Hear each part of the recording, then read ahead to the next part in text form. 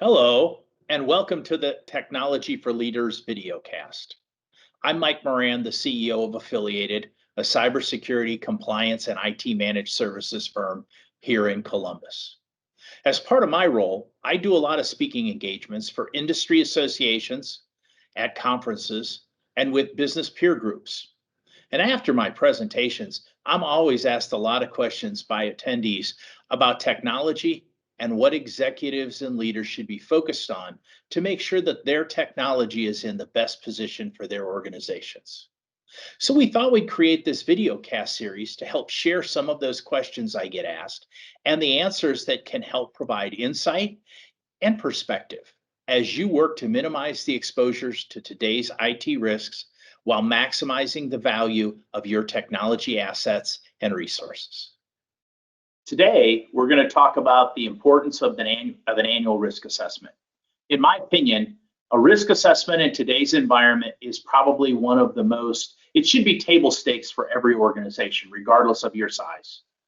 Many organizations today have regulatory compliance that says, hey, you have to do this every year. But I think everyone should do it in order to protect their organization. If you know what you're trying to protect, then it's worth taking an assessment each year. It's not an indictment of your IT team. It's an opportunity to get a checkup and identify where the threats and exposures are. If we look at it as punitive, it's not always as successful as it could be. This is an opportunity to do a checkup and make sure we're in good shape. One of the reasons why we do this is as we look at the NIST cybersecurity framework, it falls under the identify step. You're identifying where your organization is. What's your status at this current date? What do we need to do to make sure that we're protected? All the other steps are based on this risk assessment. So people always ask, what's in a risk assessment? What is it? Well, in our opinion, it's an annual review. And it includes more than spreadsheets. It's got tools that somebody's going to come in and actually look at your environment and see where the holes might be. There's a vulnerability assessment. Some people call that a pen test. Well, it depends on your organization because some industries have very specific requirements of what they're looking for. But at a minimum, you need to be able to do an external vulnerability assessment. An IT operations and policies review. A lot of people do a quickie risk assessment that doesn't cost a whole lot of money. It misses the operations and policy review. That's key to the success of your organization. And what reports do you get when it's done? Do you get a thumbs up or a thumbs down? Or do you get a program that gives you a management plan so your team could then follow up on a step-by-step basis to identify and fix all of the issues that were found in the review? When we do network assessments, we have a variety of steps in the process, but realistically, you have a kickoff, you have a discussion about your facilities, your infrastructure, and your system access. We look at those things. We perform our review and analysis. We do a variety of sets of scans. We work through and ask questions. We look at a variety of things based on your specific need. It's not a one-size-fits-all, and it shouldn't be, because the reality of life is everybody's systems, everybody's environments are different.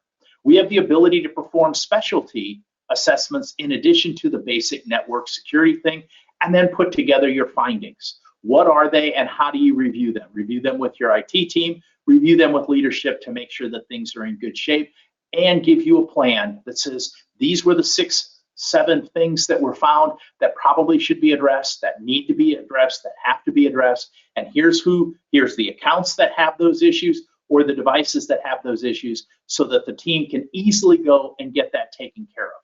Then the last piece is just review the next steps for your ongoing security, because you don't want to be in a position to take the report, put it in a desk drawer, and forget about it. So here's an example of a score. Most organizations want to know their score. When we do ours, we provide a consolidated score that gives you the ability to say, here's your current and here was your previous report score, so that the opportunity for you as a company can see if you've been making progress.